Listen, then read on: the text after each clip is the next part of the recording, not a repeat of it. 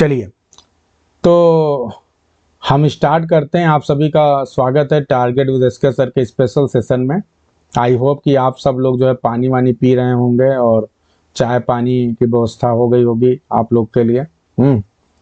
तो आप लोग पीते रहिए, मस्त रहिए और पढ़ते रहिए, ठीक है। चलिए, वर्ब जो है, क्लास स्टार्ट करने से पहले एक बात बताऊं। एक बहुत बड़ी चीज़ है, किसी बहुत बड़े फिलोसफर ने कहा है कि जितना बड़ा कष्ट लिया है उसने उतनी ही बड़ी सफलता हासिल किया। जीवन में बहुत से ऐसे लोग होते हैं जो कष्ट नहीं लेना चाहते। जैसे मैं अभी अपनी क्लास में ही देखता हूं, चुपचाप धीरे से चुपके से निकल लिए। अरे कौन देख रहा है, हाँ निकल लो धीरे से, क्या है, हाँ निकल लिया चुप्पे से। उधर घर वाले, अरे बहुत पढ़ाई कर यार, चलो अब कल पढ़ना। हाँ, अब टुनटुन को समझ में आ गया, अरे अब चलो अब भैया बोल दिया गया है, परमिशन मिल गई, आज की पढ़ाई खत्म। हाँ, ये सब कहानी जो है बहुत ज्यादा दिक्कत वाली बात है। हाँ, ये जो चुप्पे से निकलने की बात है, जब आपको जो है आपके अंदर जब चुप्पे से भागने की हैबिट है, तो फिर आप जीवन में कभी सफल नहीं हो सकते। या आपको लग रहा है अरे ये क्लास कब खत्म होगा, 5 में जल्दी से खत्म हो जाता, फिर जो है निकल लेते हम, अब आज का बहुत हो गया। ये सब क्या कहानी है? जानते हैं, रियल जो आपकी सफलता की लड़ाई तब शुरू होती है जब आप कष्ट में आ जाते हो, जब दिक्कत में आ जाते हो। उसके बाद जो आप मेहनत करते हैं वो रियल में आपको ऊंचाइयों पे लेके जाता है। आप लोगों ने नाम सुना होगा अरुणिमा सिन्हा का। जब उनके पैर कट गए तब उन्होंने आर्टिफिशियल पैर लगवाया, और उनको कितना कष्ट होता था आप सोच नहीं सकते। लेकिन उन्होंने ये सोचा कि मैं ऐसे ही चलूंगी, और माउंट एवरेस्ट पे फतह हासिल की। ऐसे बहुत से लोग हुए हैं।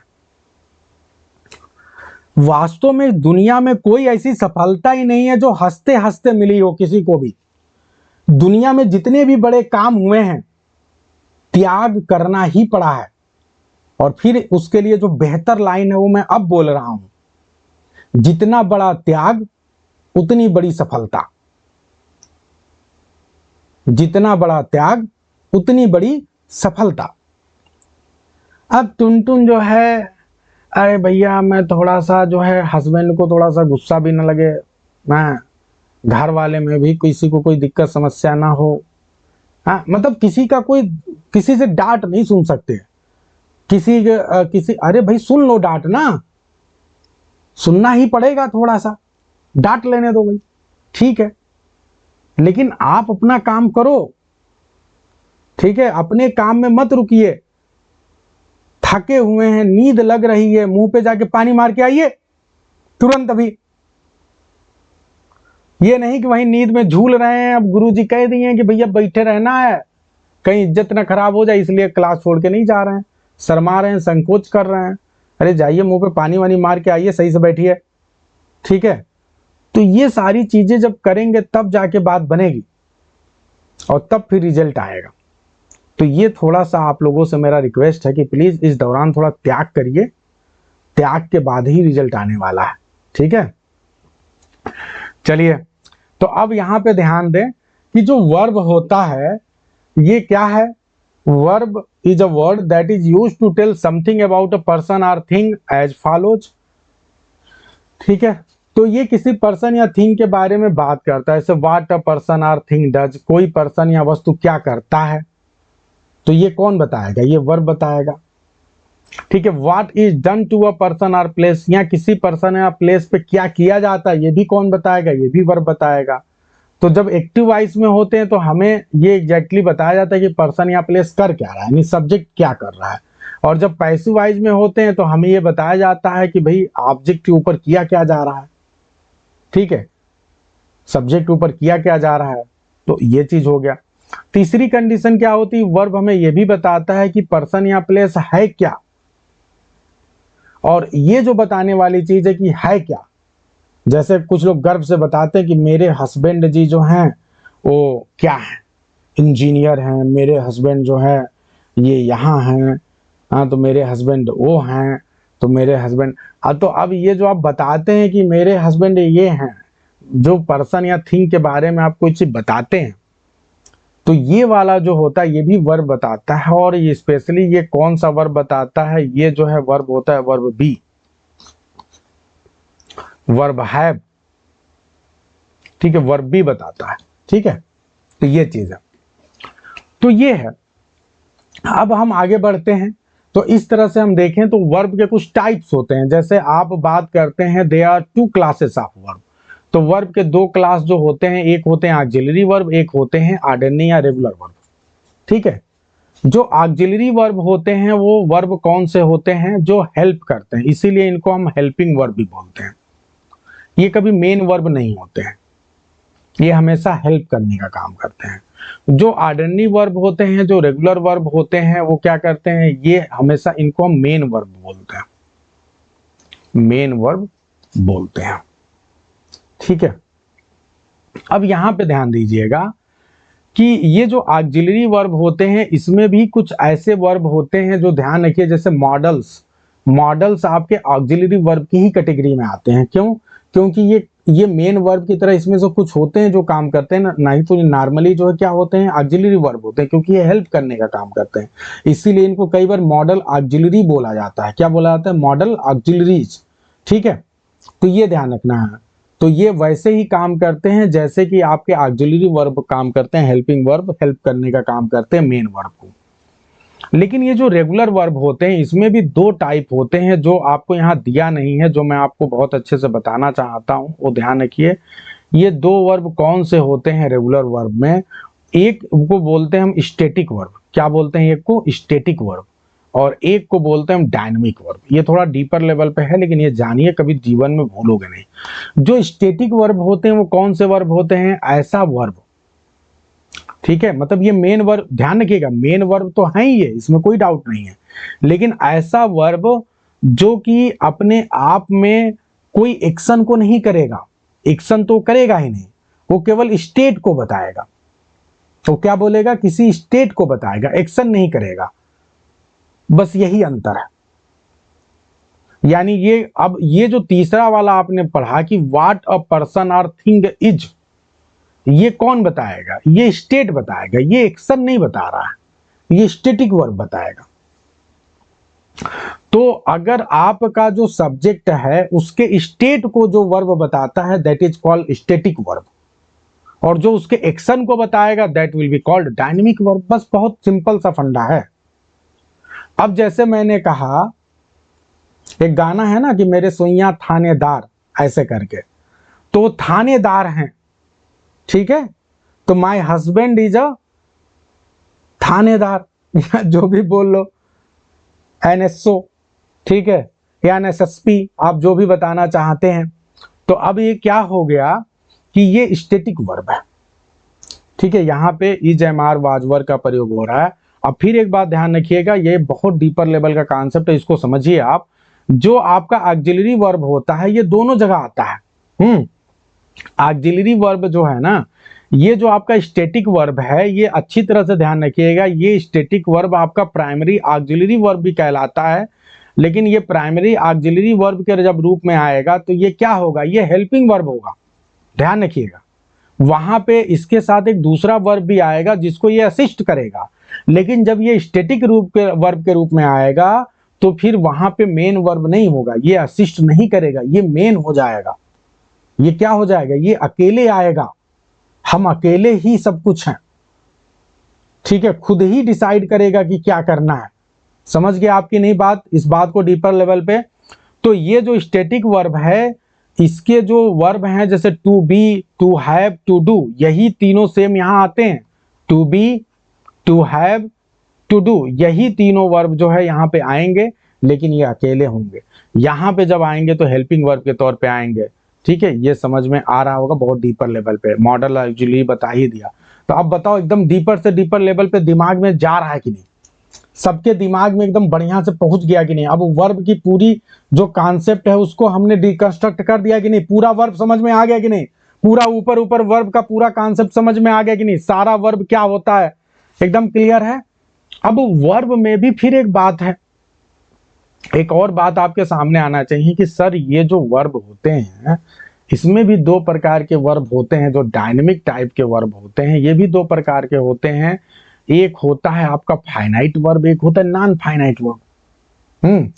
तो ये जो फाइनाइट वर्ब होता है, सिंपल सी बात है, ये तो चेंज होगा सब्जेक्ट के पर्सन और ठीक है नंबर के हिसाब से ये चेंज होगा, और जो नॉन फाइनाइट होगा ये सब्जेक्ट के नंबर और पर्सन के हिसाब से चेंज नहीं होगा, बस यही अंतर है। I hope it is very clear to everyone. तो यही बात आपको समझना है, ये भी हो गया। अब एक और होता है ट्रांजिटिव एंड इनट्रांजिटिव वर्ब। भैया क्या होता है तो ये भी समझे। जो फाइनाइट वर्ब होता है इसी को हम ट्रांजिटिव इनट्रांजिटिव भी बोलते हैं, ध्यान रखिए। अब फाइनाइट के अंदर भी हम पहुंच गए। फाइनाइट भी यानी जो आपका डायनेमिक वर्ब है, जो वो दो पार्ट में हो गया, फाइनाइट इनफाइनाइट। फिर उसके बाद जो फाइनाइट है उसके भी दो पार्ट है, transitive and intransitive. Transitive verb वो कहलाता है जो अपने बाद ऑब्जेक्ट लेता है, और इनट्रांजिटिव वर्ब वो कहलाता है जो अपने बाद ऑब्जेक्ट नहीं लेता है। यानी जब आपका जो एक्शन है वो किसी दूसरे वस्तु या फिर पर्सन पे कैरी हो जाए तो आप समझ जाओ कि वो ट्रांजिटिव वर्ब है। जैसे हम लिखते हैं तो लिखने का प्रोसेस कहीं पे हो जाए, लिखे किस पे? लेटर को हमने लिख दिया, लेटर पे हमने लिख दिया। उसने पढ़ाया तो किसको पढ़ाया? टुनटुन को पढ़ा दिया। तो यानी जब आपका जो वर्ब है वो किसी ऑब्जेक्ट या पे जाके क्या हो जाए, वहां पे जाके वो जाके पास हो तो उसको ट्रांजिटिव बोलेंगे। जब पास ना हो, जैसे वह चिल्लाई तो चिल्लाई हमें पता नहीं किसके ऊपर चिल्लाई, तो जब वो चिल्लाई सिर्फ तो ये क्या हो गया? इंट्रांजिटिव हो गया। वह आया, इंट्रांजिटिव। ठीक है, तो क्लियर है एकदम? एकदम दिल में दिमाग में जा रहा है कि नहीं? क्या गाना गा सकते हैं वर्ब के लिए? दिल में तू, जिगर में तू, जहां देखू वहां है तू। चलिए आगे बढ़ते हैं जी। ठीक है, तो सिर्फ ध्यान देना कि पास होना चाहिए, ठीक है? क्योंकि नींद तो नहीं आ रहा है राजकुमार जी, नींद तो नहीं आ रहा है? किसी को नींद आ रहा है? कैमरा ऑन कराएं, कैमरामैन फोकस कराएं।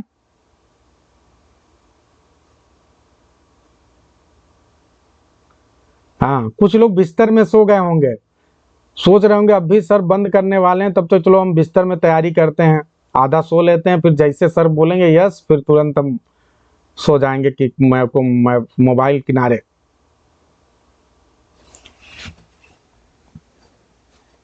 चलिए ओके ओके, परमीत जी हैं यहाँ पर? चलिए आगे ध्यान दे, रूल्स ऑफ वर्ब्स। अच्छा जगी हैं, चलो भाई। परमीत जी बहुत सीरियस हो जाइए, आप बहुत दिनों से दिख नहीं रही हैं मुझे, ठीक है? अब रिप्लाई वगैरह आना चाहिए रेगुलर क्लास में। चलिए तो अब यहाँ पे ध्यान देंगे। देखिए अब जो आपके एग्जाम में अभी क्वेश्चंस आए थे वो कुछ क्वेश्चन यहीं से आए थे, हैं? तो जल्दी जल्दी देखते हैं भैया। कुछ रूल हैं जैसे as well as, like, unlike, besides, in addition to, with, together with, along with, not and not, rather than, no less than, except, except, nothing but, more than one. ये कुछ ऐसे फ्रेजेज हैं या कुछ ऐसे words हैं जब ये सब्जेक्ट के साथ लग के आएंगे तो आप क्या करोगे? मान लीजिए कि दो नाउन है, जैसे दो सब्जेक्ट एक सेंटेंस में, जैसे the director as well as the dancer, तो यहाँ पे डायरेक्टर भी डांसर भी दोनों हैं। तो अब क्या करोगे आप किसके हिसाब से लगाओगे भैया? वर्ब को किसके हिसाब से लगाएं? डायरेक्टर के हिसाब से लगाएं कि डांसर्स के हिसाब से लगाएं? बताओ भाई।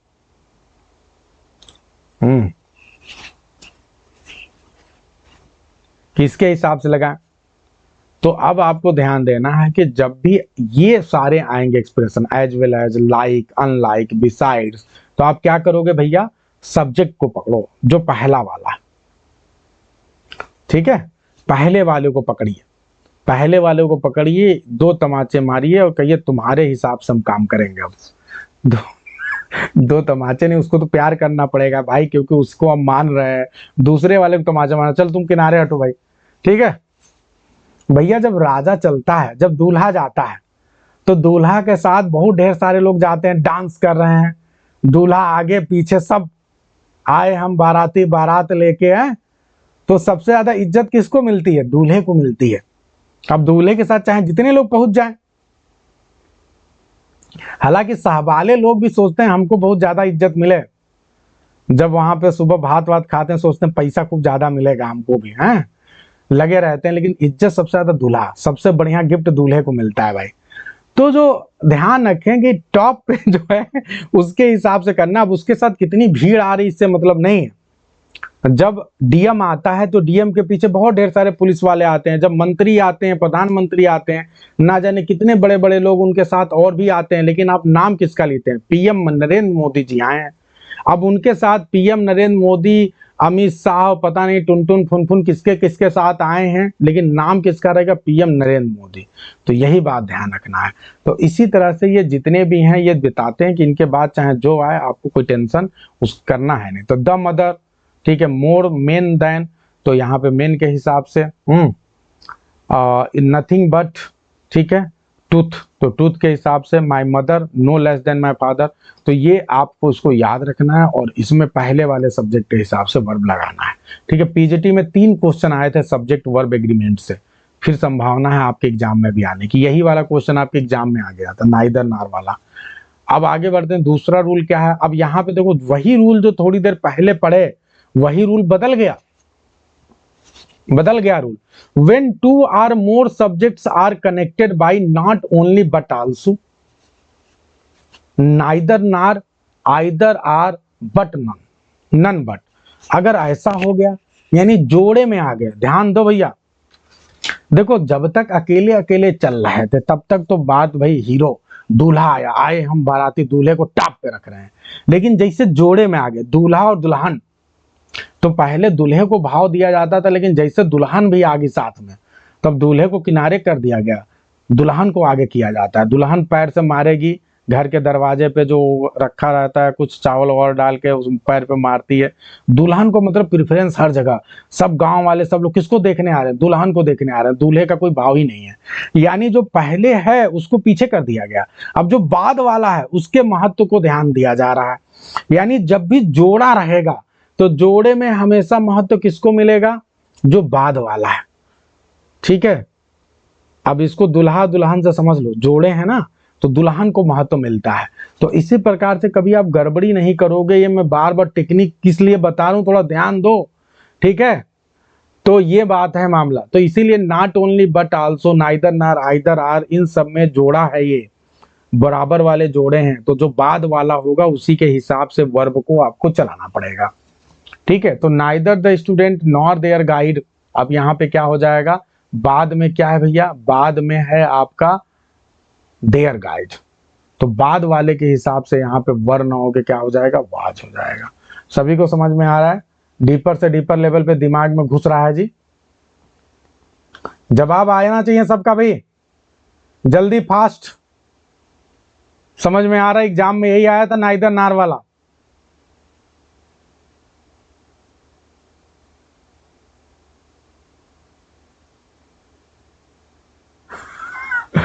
हाँ, ये राजकुमार जी बढ़िया है। अब एक्चुअली जितने भी हस्बैंड लोग हैं, जब ज्यादा टेंशन उनसन हो, जब वाइफ कहे कि अरे रुकिए एक बात बताना है, हाँ, जहां वो शिकायत देगा को शुरू कर, अरे मेरी सर की क्लास है, अभी तो रुक जाओ, अभी बाद में बताना भाई, सर की क्लास है, सर की क्लास है। अब सर की क्लास में लग जाइए, टाइम हो जाएगा बढ़िया। चलिए, none but the leaders of our country is responsible. तो अब यहाँ पे क्या होगा भाई? बाद में देखिए, नन बट वाले में भी क्या है? आपको बाद वाला है, लीडर्स, तो इसके हिसाब से आर हो जाएगा। इसी प्रकार से 1 और 2 बुक्स, अब ध्यान दें यहाँ पे, तो बाद वाला क्या है? 2 बुक्स है, तो इसके हिसाब से क्या हो जाएगा? आर, एकदम सही है। फिर उसके बाद आई आर ही, तो ही के हिसाब से इज हो जाएगा, ठीक है। एम आई और ही टू बी रिवार्डेड। ठीक है, तो यहां पे क्या हो जाएगा,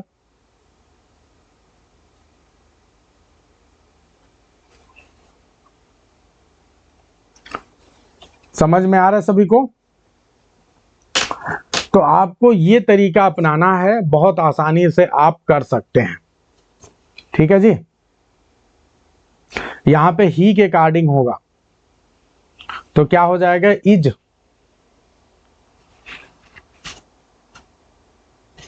हाँ, इज होना चाहिए, एम गलत है यहां पे भाई। बाद वाले के हिसाब से आप करोगे ना, तो बाद वाला क्या है, ही है। ठीक है,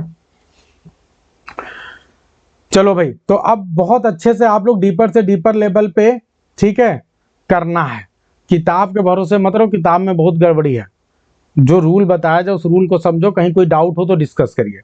अब आगे बढ़ते हैं, यहाँ पे नेक्स्ट रूल को देखिए, थोड़ा जल्दी जल्दी देखते हैं। Neither, either, none, any one, each, every used as pronoun, इनको हम प्रोनाउन के तौर पे यूज करते हैं या एडजेक्टिव के तौर पे।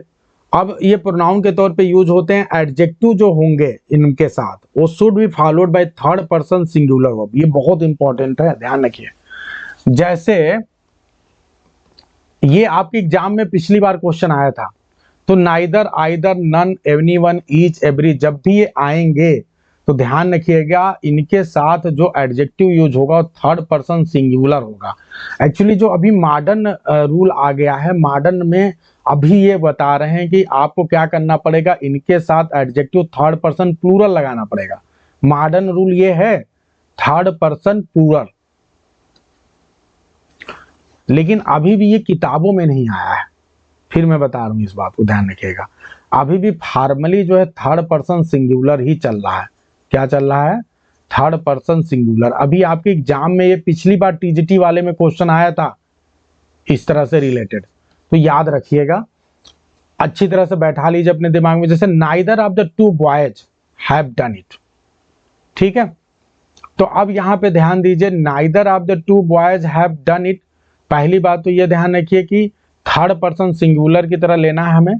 तो नाइदर ऑफ द टू, और इन्हीं का तो ये प्रोनाउन है, ठीक है, तो इनमें से कोई भी नहीं, तो ये पहली बात सिंगुलर की तरफ जाएगा तो हैज होगा। तो एक बात अपने दिमाग में ध्यान कर लें कि ये हमेशा क्या माने जाएंगे, ये सिंगुलर माने जाएंगे, ठीक है। और जब इनका कोई, आप इसे दूसरे शब्द में समझिए, जब इनका कोई ऑब्जेक्टिव केस आएगा या फिर इनका पजेसिव केस आएगा तो वो भी कैसा आएगा, वो थर्ड पर्सन सिंगुलर की तरह आएगा।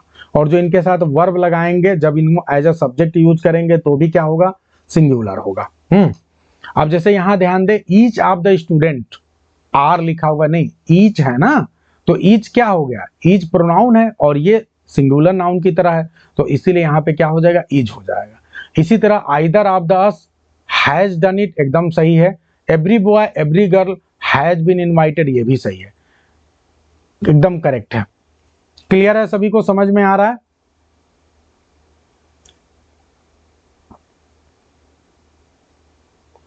ठीक है।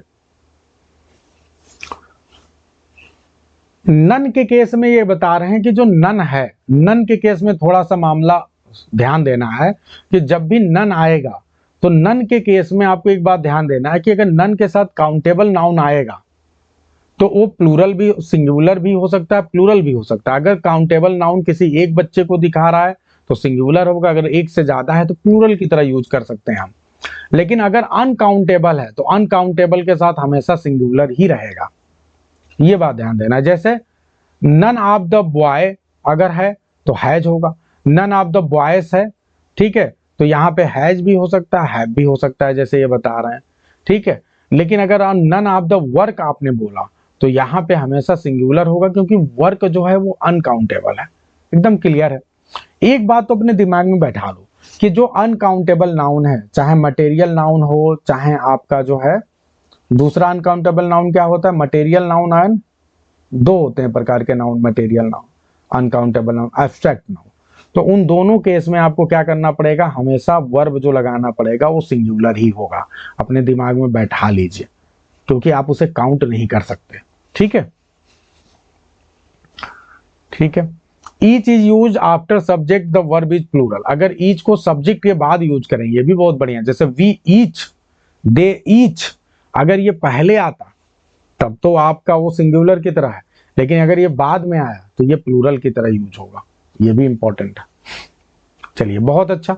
अब आगे बढ़ते हैं। बहुत बेहतरीन रूल है जो आपको अपने दिमाग में बैठाना है। बहुत बार आता है कि कुछ ऐसे नाउन होते हैं, देखने में तो प्लूरल होते हैं प्लूरल नाउन, लेकिन अगर वो जो है अमाउंट, सम, डिस्टेंस, क्वांटिटी, टाइम, पीरियड, अगर इसकी बात करें, एज अ होल बात करते हैं, तो फिर ऐसी कंडीशन में हम उसके साथ वर्ब सिंगुलर यूज करते हैं।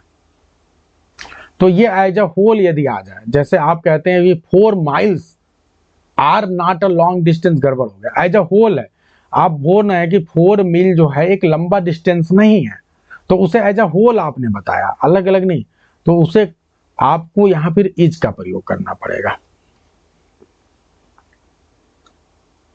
ठीक है।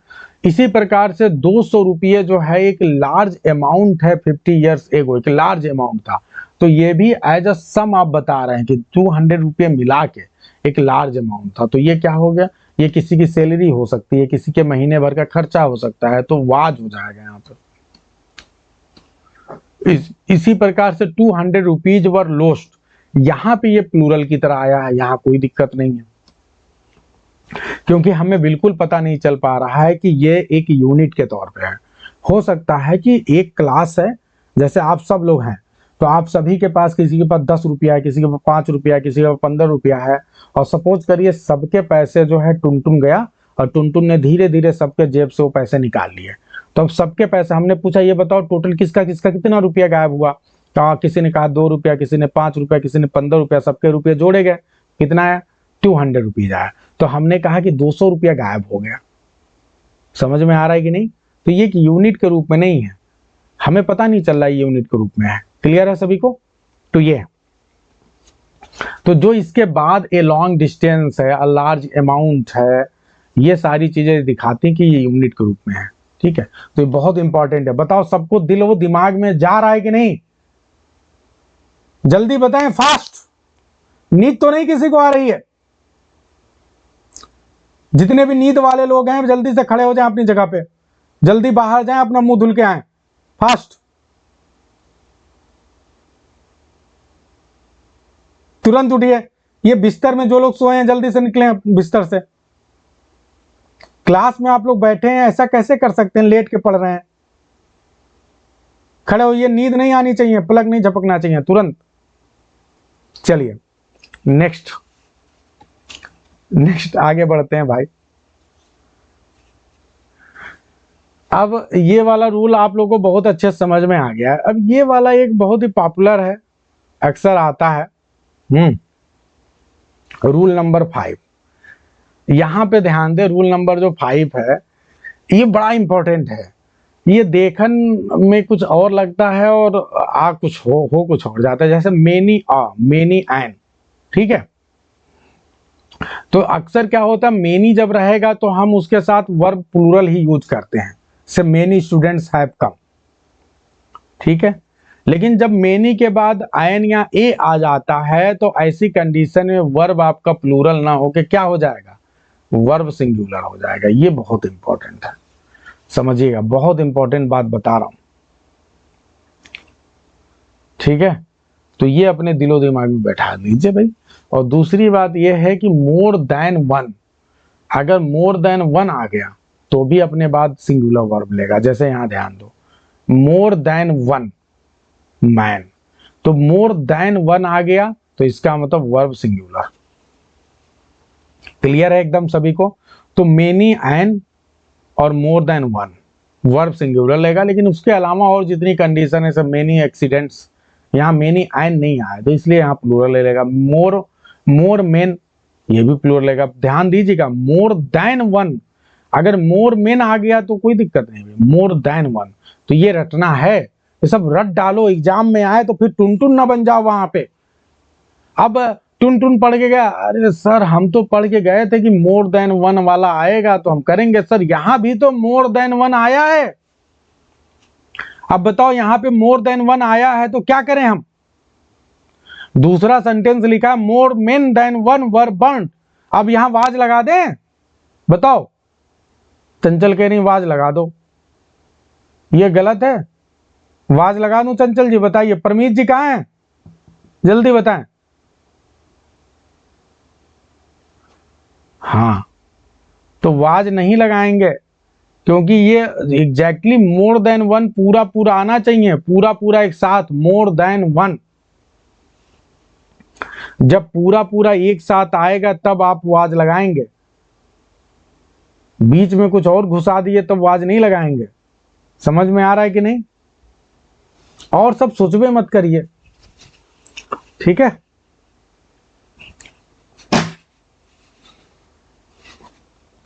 क्लियर है एकदम सभी को? अब आगे बढ़ते हैं। ये बहुत अच्छा रूल है, ये अगर अब भी मैं बता रहा हूं कि अगर इस बार अभी आ जाएगा और शायद आ जाए तो आप में से बहुत से लोग गलती करेंगे, गलती करने से रोके नहीं पाएंगे। तो क्या आपको गलती न करने दें? बताओ भाई, क्या चाहते हैं? एग्जाम में जाके गलती करेंगे कि अभी सुधार लें? गलती सुधार लें हम?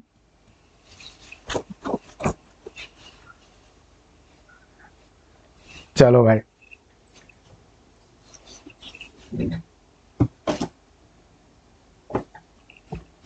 तो अभी सब लोग अपनी जगह पे एकदम शांति से बैठ जाएंगे, कोई हिले डुलेगा नहीं, एकदम पूरी कंसंट्रेशन की मुद्रा में आ जाइए ताकि अब गलती होने ना पाए, ठीक है?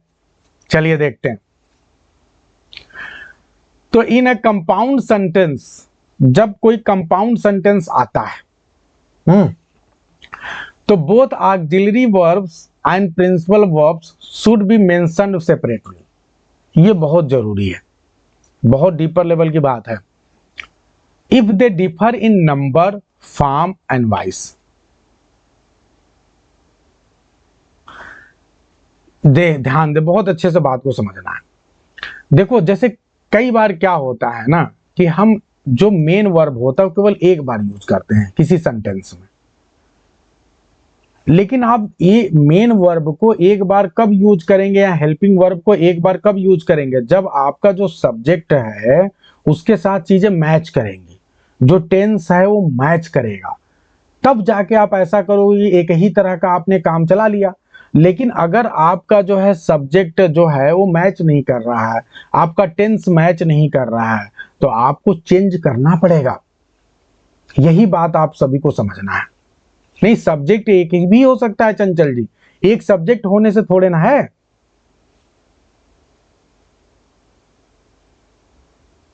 ठीक है, तो अब जैसे एक सेंटेंस देखें यहां पे, he has not and will not marry in near future. उसने, इसमें कहा जा रहा है कि उसने शादी नहीं किया है और वो भविष्य में भी, नजदीक भविष्य में शादी नहीं करेगा। अब जरा इस बात को समझिए, उसने शादी नहीं किया है, तो अब क्या हो जाएगा? He has not married. पहली बात समझिए, उसने शादी नहीं किया है तो यानी ये परफेक्ट टेंस है, एक काम है जो कंप्लीट हो गया है, मतलब निगेटिव सेंस में। तो अब क्या होगा? He has not married. अब दूसरा क्या है? लेकिन वह शादी नहीं करेगा। अब यहां पे परफेक्ट की जरूरत ही नहीं है, परफेक्ट टेंस की, क्योंकि यहां पे फ्यूचर इंडेफिनिट की जरूरत है, और जो फ्यूचर इंडेफिनिट है वो क्या होता है? विल स्टाइल के बाद क्या होगा? वर्ब की फर्स्ट फॉर्म लेगा। तो यहां पे जो ये वाला मैरी है, ये ही हैज नॉट के साथ तो सेट ही नहीं हो रहा है, क्योंकि हैज के साथ हमेशा मैरिड आएगा। तो इसलिए आप ये मत सोचिए कि एक बार आपने वर्ब लिख दिया तो उसी से सब जगह काम चल जाएगा। चाहे मैरी की ही बात हो रही, लेकिन यहां पे वर्ब की थर्ड फॉर्म आएगी, तो ये मिस्टेक है। सबको ये बात समझ में आ रहा है कि नहीं? कैमरामैन फोकस करें, सब लोग सबके ऊपर फोकस करें, सभी लोग ध्यान से सुनना है कि नहीं? कैमरा ऑन करवाएं भाई, सभी को समझ में आ रहा है जी? एकदम ध्यान दें। She is intelligent but her sisters dull, ये भी बहुत इंपॉर्टेंट है। अब यहां पे ध्यान दें कि वह तो इंटेलिजेंट है, लेकिन उसकी जो सिस्टर्स हैं वो कैसी हैं? वो डल हैं, मतलब कम समझ में आता है उनको, कम बुद्धिमान है। तो अब सिस्टर्स डल क्या होता है? अब इज वाला, यही वाला इज यहां थोड़े ना काम करेगा, यहां आपको देना पड़ेगा। दूसरी बात ये कि इसका वर्ब सेम है नहीं। अब वह तो अकेले थी लेकिन उसकी बहनें हैं, तो बहनें एक से ज्यादा होगी तो हर सिस्टर्स आर डल हो जाएगा।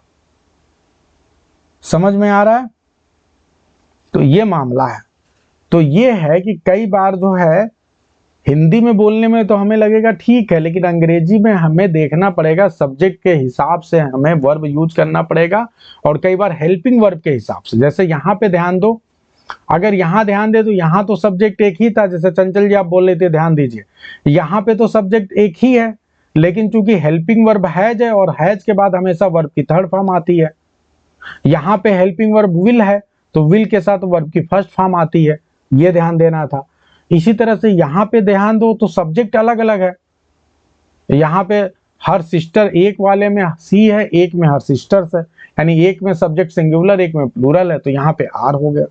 तो दोनों तरीके से, यानी अगर मैं आपसे पूछूं, जल्दी से मैं आप सभी से पूछ रहा हूं, बताओ कि अगर हम ध्यान दें जो ये कंपाउंड सेंटेंस होते हैं तो उसमें वर्ब को हम किस आधार पे पहचानेंगे?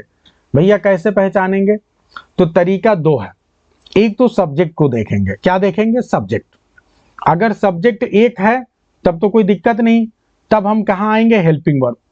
अगर हेल्पिंग वर्ब के हिसाब से हम चेक करेंगे कि भैया ये वाला हेल्पिंग वर्ब अपने साथ कौन सा वर्ब लेता है, ठीक है, इस तरह से आप करेंगे। एकदम बताइए दिलो दिमाग में जा रहा है कि नहीं?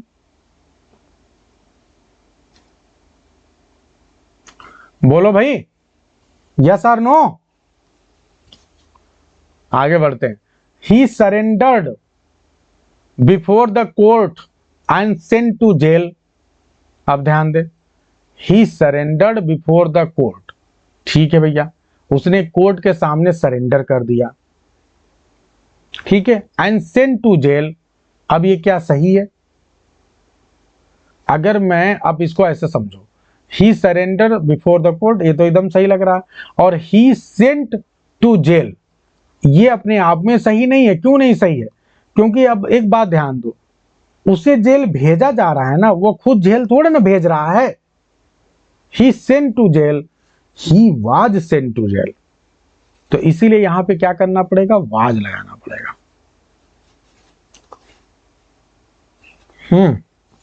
आगे बढ़ते हैं। सी डिसअपियर्ड लास्ट मंथ, वो पिछले मंथ जो है डिसअपियर हो गई, and found dead near a well last night, ठीक है, वह पिछले महीने गायब हो गई, और फिर क्या हो गया? वह कहां पाई गई? वह जो है एक कुएं के पास पाई गई। इसमें क्या गड़बड़ है? इसमें क्या गड़बड़ी है?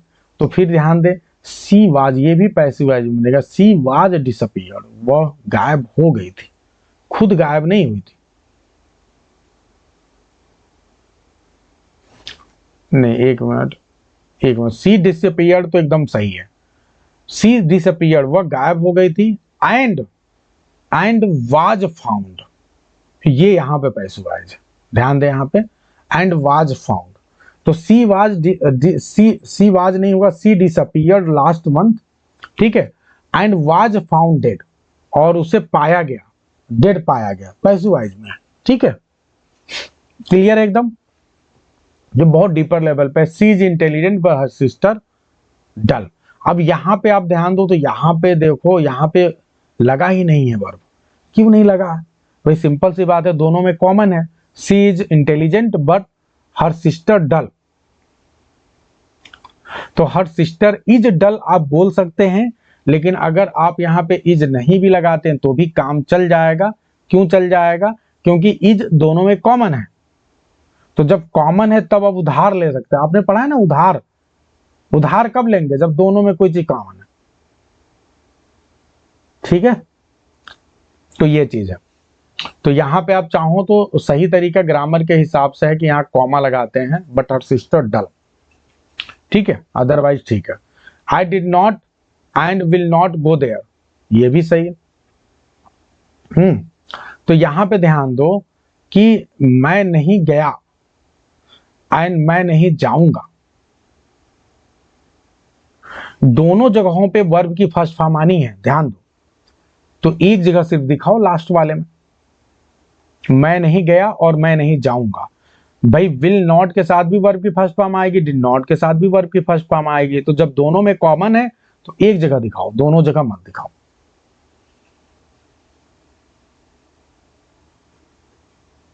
समझ में आ रहा सबको?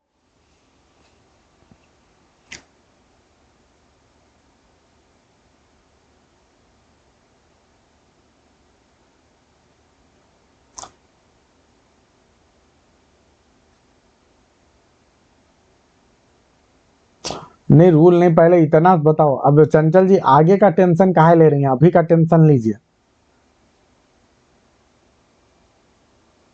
सबको एकदम समझ में आ रहा? पहले इतने पे बात करिए, निगेटिव कॉन्सेप्ट मुझे पसंद नहीं है। आगे की बात क्लियर है एकदम सभी को? ठीक है।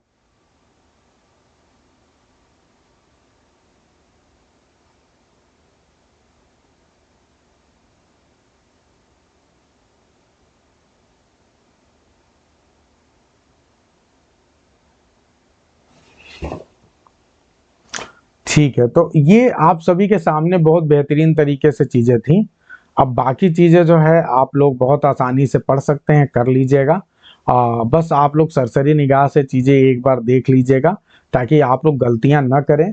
और मैंने आपको इतनी चीजें सिर्फ ये मैं इसलिए दिखाना चाहता था कि आप गड़बड़ी ना करो। एक चीज और जो बहुत आता है, बस सरसरी निगाह से दिखाते हुए वर्ब को खत्म करूंगा मैं। जैसे यहाँ पे ध्यान दे, इट इज द स्टार्स। तो अब ज्यादा समझाऊंगा नहीं, लेकिन जो महत्वपूर्ण चीज है उस पर फोकस कर रहा हूं। जब इट इज आए, देयर वाज, इस तरह से सेंटेंस आता है तो आप ध्यान रखिएगा कि आपको क्या करना होता है। आपका जो बाद वाला है, जैसे इट इज द स्टार्स, तो आपका जो वर्ब आएगा ना, जो क्लॉज में वर्ब आएगा वो किसके हिसाब से आएगा? स्टार्स के हिसाब से आएगा। ठीक है, इसी प्रकार से it is I who, actually अगर देखा जाए तो ये एडजेक्टिव क्लॉज है। और जब भी एडजेक्टिव क्लॉज होता है तो एडजेक्टिव क्लॉज का जो वर्ब होता है वो एंटीसीडेंट के हिसाब से होता है।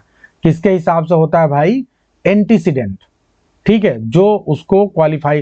तो जैसे it is I who I am helping you, तो यहाँ पे आई जो है वो आपका एंटीसीडेंट है हु का, और इसीलिए आई के हिसाब से ही आई एम आएगा। और एक बात और ध्यान रखिए, आप लोगों ने पढ़ा होगा कि मेरे स्कूल में 50 कमरे हैं, क्या लिखते हैं? There are 50 rooms in my school. तो जब भी देयर इज, देयर वाज, ये जो देयर का प्रयोग होता है, तो देयर वास्तव में मेन सब्जेक्ट नहीं होता है, इसे हम इंट्रोडक्टरी सब्जेक्ट बोलते हैं। क्या बोलते हैं भाई? Introductory subject. देयर को इंट्रोडक्टरी सब्जेक्ट बोलते हैं। और देयर का जो सब्जेक्ट होता है वो क्या होता है? देयर कभी भी मेन सब्जेक्ट नहीं होता, इंट्रोडक्टरी सब्जेक्ट होता है। और इसका सब्जेक्ट क्या होता है? वो हमेशा वर्ब के बाद आता है। समझ में आए? तो इंग्लिश में पहचान क्या है? वर्ब के बाद आएगा, और जो वर्ब के बाद आता है उसी के हिसाब से वर्ब लगेगा। तो बहुत आसान है। जैसे आपने अब बॉय है तो बॉय के हिसाब से वाज हो गया। देयर को तो देयर वाले में देयर वर्ब के बाद देखो सब्जेक्ट को। इसी प्रकार से अगर आप यहां ध्यान दें तो देयर वर अ बॉय, अब ये गलत हो गया। There were a boy and a teacher. ठीक है, तो ये क्यों, ये गलत नहीं, अब सही है, क्योंकि यहाँ पे वर, ये पूरा पूरा आपका ये सब्जेक्ट है। There were a boy and a teacher, तो अब बॉय एंड अ टीचर मिलके दो हो गए, तो इसीलिए वर हो गया। देयर लिप्स अ बॉय, तो एक लड़का है तो इसलिए लिप्स हो गया। ठीक है, what evident are these acts. ठीक है, तो यहाँ पे व्हाट एविडेंस आर, तो ये जो दीज एक्ट्स है इसका जो है इसी के हिसाब से आर हो जाएगा। What have the boys thought, तो व्हाट हैव द बॉयज, तो बॉयज के हिसाब से ये हो गया है। तो ये है, क्लियर है? सभी को समझ में आ रहा है? तो ये मेन मैटर है जो आप सभी को ध्यान रखना है। ठीक है, अब ये बहुत एंड की ओर हम लोग जा रहे हैं, थोड़ा सा पेशेंस रखते हुए आप देखें। हाँ, ये कुछ आप सभी के सामने है। ठीक है, ये सिंगुलर या प्लूरल दोनों प्रकार से वर्ब लेते हैं एज पर सिचुएशन। जैसे आप नंबर की बात करते हैं, ठीक है, जैसे a large number of boys, a large number of admissions. ठीक है, तो आप ध्यान देंगे कि भाई इनके बाद जो नंबर है, नंबर के बाद आने वाला जो नाउन है वो काउंटेबल है कि नहीं है। अगर वो काउंटेबल है तो वर्ब हमेशा प्लूरल आएगा। अगर वो अनकाउंटेबल है तो वर्ब क्या होगा? वो सिंगुलर होगा। बस यही बात ध्यान रखना है। यही सेम चीज वैरायटी के लिए ध्यान देना, यही प्लेंटी के लिए, यही रेस्ट के लिए, यही डील के लिए, यही अ लॉट ऑफ के लिए, हीप ऑफ के लिए, two third of, most of, some of, half of, percent of, इन सब के साथ केवल क्या बात ध्यान रखनी है बताओ फास्ट, क्या बात ध्यान रखनी है? इनके बाद जो आपका नाउन आ रहा है, इनके बाद जो नाउन आ रहा है या जो सब्जेक्ट आ रहा है वो क्या आ रहा है? अगर वो काउंटेबल है, प्लूरल है, प्लूरल काउंटेबल है तो आप हमेशा प्लूरल वर्ब यूज करेंगे। अगर वो अनकाउंटेबल है तो वर्ब क्या रहेगा? सिंगुलर होगा। अब आप सभी के सामने 50 एग्जाम्पल्स हैं जो बहुत आसानी से आप कर सकते हैं। देखिए, अ वैरायटी ऑफ बुक्स, तो बुक्स क्या है? काउंटेबल है, प्लूरल है, तो इसलिए आर हो गया। वैरायटी ऑफ फूड, अनकाउंटेबल है फूड, तो इसलिए इज हो गया। Plenty of milk, milk uncountable है तो इज हो गया। Plenty of books, books countable है तो वर हो गया। Rest of the lesson, lesson uncountable है, हैज हो गया। The rest of the students, यहाँ पे काउंटेबल है, प्लूरल है तो हैव हो गया। ठीक है, तो ये अगर काउंटेबल है, सिंगुलर है तो भी हैज होगा, सिंगुलर होगा। ठीक है, तो अभी क्लियर है एकदम सभी को? डीपर से डीपर लेवल पे समझ में आ रहा है? ये वाला थोड़ा सा ध्यान दे। A great deal of labour, तो इज हो गया क्योंकि लेबर अनकाउंटेबल है, लेकिन a great deal of boys तो हैव होगा। Two third of the actors, चूंकि एक्टर्स है तो आर हो गया, लेकिन two thirds of the book, book यहां पे सिंगुलर है, अनकाउंटेबल है, यहां आप कह लीजिए कि काउंटेबल है लेकिन एक है तो इसलिए इज हो गया। ये है मामला। तो ये है भैया, बहुत अच्छे से आप लोग को समझ में आ रहा होगा, बहुत अच्छे से सारी चीजें आपने कर लिया। इसी के साथ आज की क्लास को एंड करते हैं।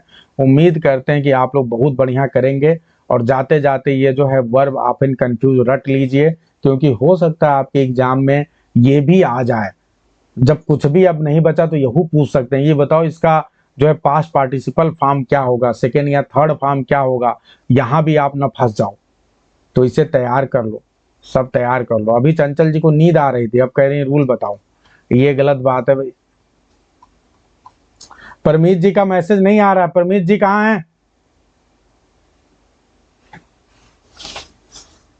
जल्दी फास्ट।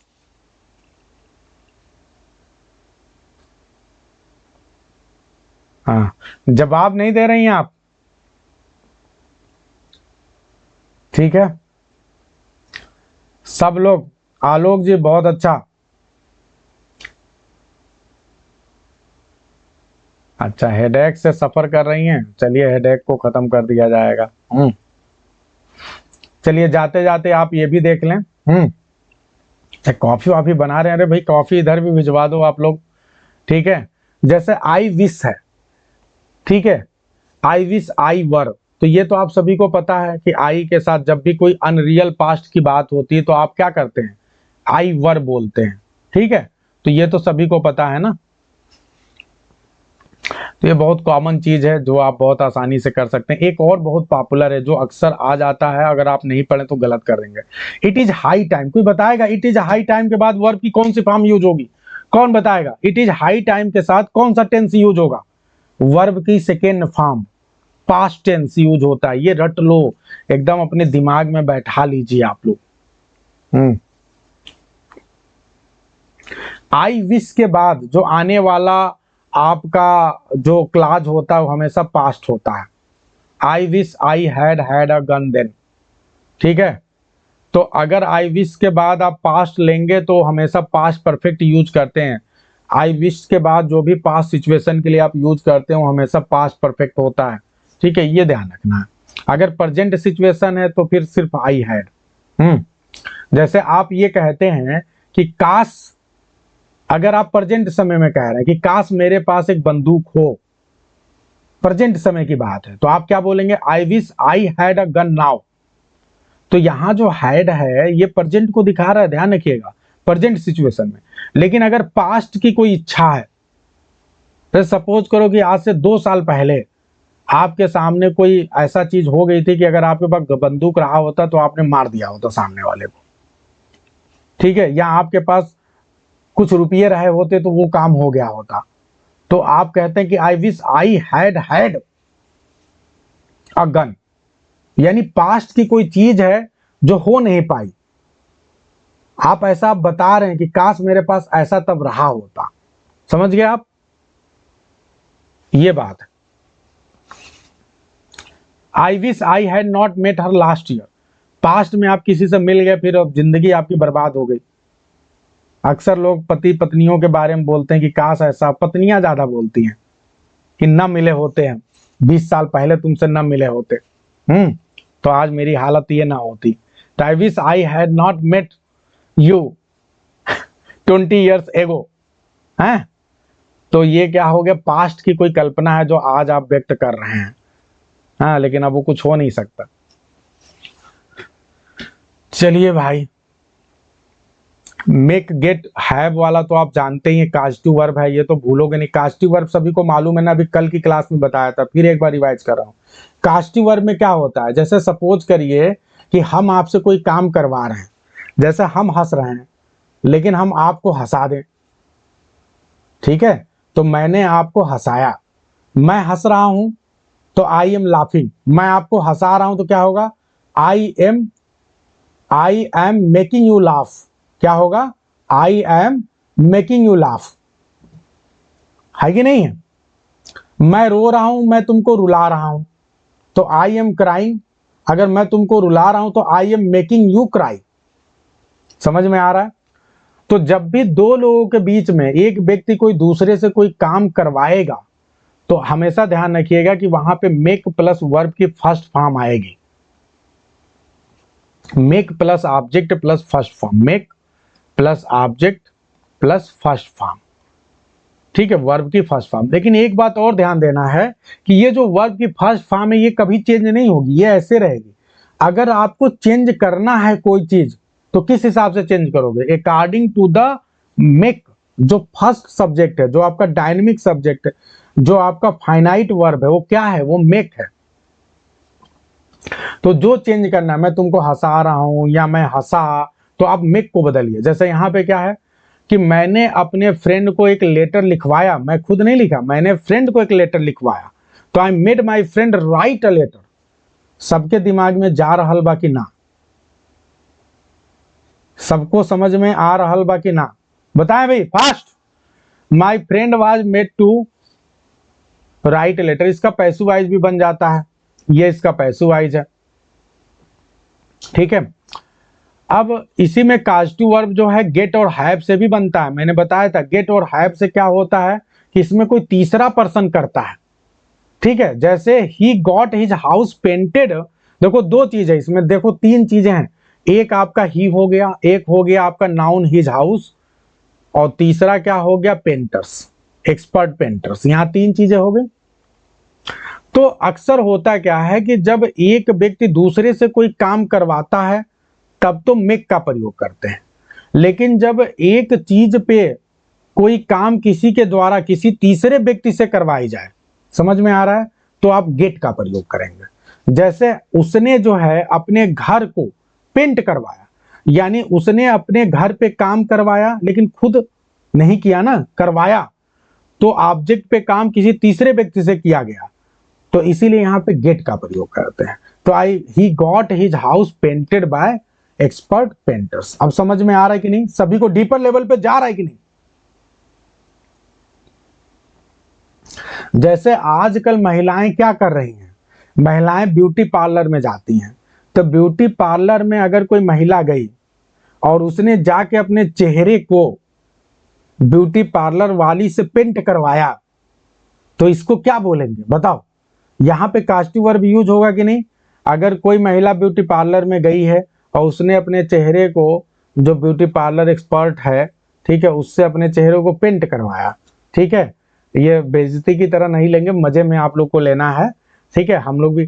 तो आप अगर ऐसा गए तो आपको क्या होगा, जल्दी से बताएं आप लोग, जल्दी फास्ट, तो क्या होगा, जल्दी से इसको ट्रांसलेट करें, एनीवन। अब इसको अपनी अच्छी भाषा में ट्रांसलेट करके बताइए। जैसे हम लोग जाते हैं ग्रूमिंग के लिए जाते हैं, तो चलो ग्रूम वर्ड यूज करते हैं कि आप गए और वहां पे जाके ग्रूम करवाया। तो अब यहां पे एक्चुअली मैंने चेहरा इसलिए लिया ताकि आप इसको उस तरह से समझ पाएं। तो अब यहां पे क्या होगा, सी गॉट ठीक है, अब क्या पेंट करवाया? हर फेस। तो सी गॉट हर फेस, ठीक है, पेंटेड, पेंटेड बाय किसके द्वारा? जो भी, ठीक है, जो आर्टिस्ट हैं। समझ में आ रहा है सभी को? तो ये मतलब मामला, एक्चुअली एग्जाम्पल बहुत अच्छे से मिल गया। यस, अब चंचल जी ने बड़ा अच्छा बनाया कि she got her face beautified, beautiful नहीं, ब्यूटीफाइड, अच्छा आपने बनाया है, बाय द ब्यूटिशियन। बहुत अच्छा, इन्होंने सही कर दिया मेरी भाषा को, करेक्ट। तो क्लियर है सभी को, समझ में आ रहा है? तो ये आपके सामने है।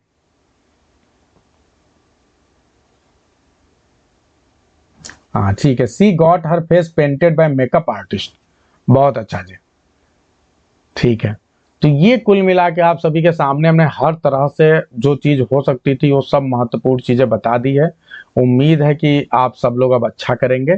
सभी को बेस्ट ऑफ लक। अगर फिर भी किसी को कोई दिक्कत समस्या होगी तो you can share your problem to me personally, in the group you can also share, ठीक है।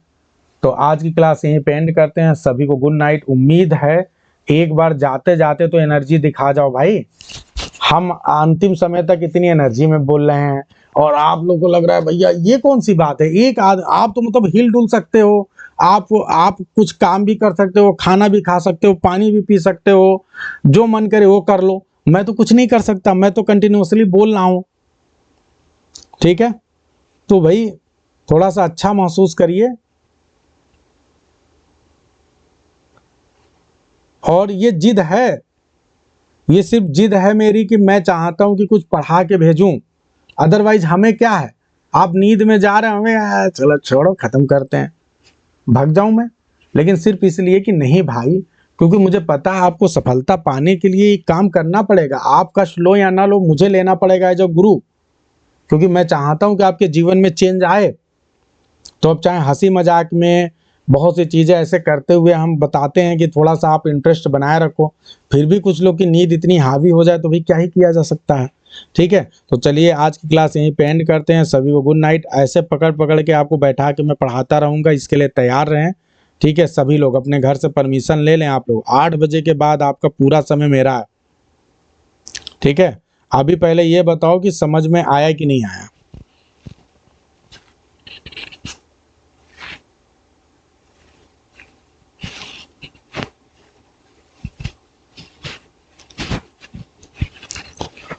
चलिए जी, तो सभी को गुड नाइट।